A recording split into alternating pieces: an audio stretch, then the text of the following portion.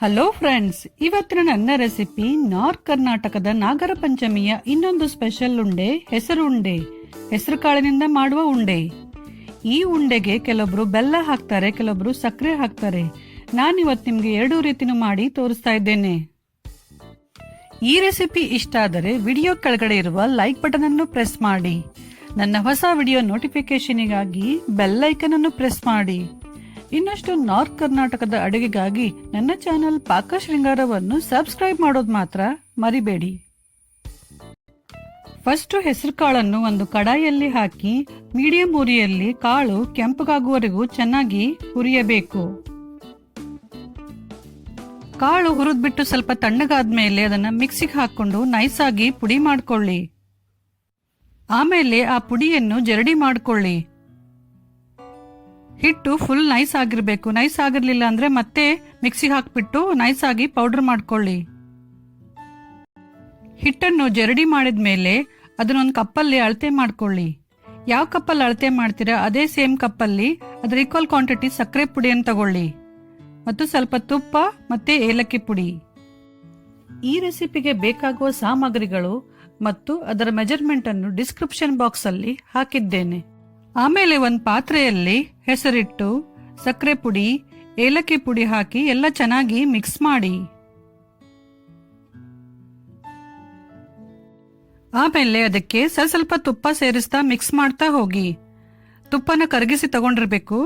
ಸ್ವಲ್ಪ ಸೇರಿಸ್ತಾ ಮಿಕ್ಸ್ ಮಾಡಿ ಅದು ಉಂಡೆ ಕಟ್ಟು ಹದ ಬಂದ್ಮೇಲೆ ತುಪ್ಪ ಹಾಕೋದನ್ನ ನಿಲ್ಲಿಸ್ಬಿಟ್ಟು ತಿಕ್ಕಿ ಚೆನ್ನಾಗಿ ಒತ್ತಿ ನಾದಿ ಉಂಡೆ ಕಟ್ಟಿ.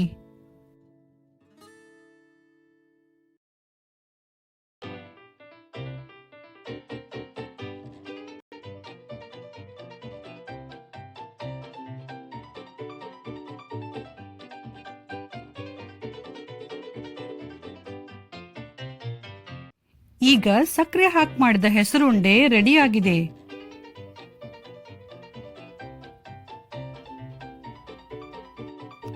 ನೆಕ್ಸ್ಟ್ ಈಗ ಬೆಲ್ಲದ ಹೆಸರುಂಡೆಗೆ ಹೆಸರಿಟ್ಟು ಎಷ್ಟು ತಗೊಂಡಿರ್ತೀರ ಅಷ್ಟೇ ಸಮ ಪ್ರಮಾಣದಲ್ಲಿ ಬೆಲ್ಲವನ್ನು ಪುಡಿ ಮಾಡಿ ತಗೊಳ್ಳಿ. ಎರಡನ್ನು ಚೆನ್ನಾಗಿ ಮಿಕ್ಸ್ ಮಾಡಿ ನಂತರ ಸ್ವಲ್ಪ ತುಪ್ಪ ಸೇರಿಸ್ತಾ ಹೋಗಿ. ಚೆನ್ನಾಗಿ ಕೈಯಿಂದ ಒತ್ತಿ ಮಿಕ್ಸ್ ಮಾಡ್ತಾ ಹೋಗಿ. ಉಂಡೆ ಕಟ್ಟುವ ಹದ ಬಂದ್ಮೇಲೆ ತುಪ್ಪ ಹಾಕೋದನ್ನು ನಿಲ್ಲಿಸ್ಬಿಟ್ಟು ಒತ್ತಿ ಚೆನ್ನಾಗಿ ಉಂಡೆ ಕಟ್ಟಿ.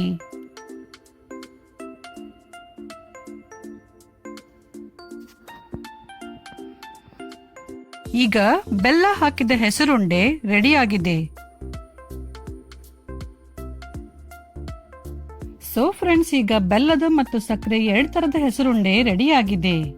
ಉಂಡೆ ಮಾಡ್ಬೇಕಾದ್ರೆ ನೀವು ಎರಡು ವಿಷಯ ಇಲ್ಲಿ ಗಮನದಲ್ಲಿಡ್ಬೇಕಂದ್ರೆ ಹೆಸರು ಕಾಳನ್ನು ಚೆನ್ನಾಗಿ ಹುರಿಬೇಕು ಮತ್ತು ಕಾಳನ್ನು ಹುರಿದ್ಮೇಲೆ ನೈಸ್ ಆಗಿ ಪೌಡರ್ ಮಾಡ್ಕೋಬೇಕು. ಸ್ವಲ್ಪ ಕೂಡ ತರಿ ಇರಬಾರ್ದು, ಆವಾಗಲೇ ಹೆಸರುಂಡೆ ತುಂಬಾ ಚೆನ್ನಾಗಾಗುತ್ತೆ.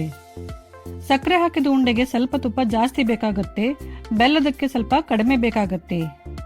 ಈ ಎರಡು ತರ ಹೆಸರು ಉಂಡೆಯಲ್ಲಿ ನಿಮ್ಗೆ ಯಾವ್ದು ಇಷ್ಟ ಅಂತ ಕಮೆಂಟ್ ಸೆಕ್ಷನ್ ಅಲ್ಲಿ ಕಮೆಂಟ್ ಮಾಡಿ. ಈ ಉಂಡೆ ರೆಸಿಪಿ ಇಷ್ಟ ಆದರೆ ವಿಡಿಯೋ ಕೆಳಗಡೆ ಇರುವ ಲೈಕ್ ಬಟನ್ ಅನ್ನು ಪ್ರೆಸ್ ಮಾಡಿ ಮತ್ತು ಈ ವಿಡಿಯೋವನ್ನು ನಿಮ್ಮ ಫ್ರೆಂಡ್ಸ್ ಮತ್ತು ಫ್ಯಾಮಿಲಿಗೆ ಶೇರ್ ಮಾಡಿ. ಹಾಗೂ ನನ್ನ ಚಾನೆಲ್ ಪಾಕಶೃಂಗಾರವನ್ನು ಸಬ್ಸ್ಕ್ರೈಬ್ ಮಾಡೋದು ಮಾತ್ರ ಮರಿಬೇಡಿ. Thank you.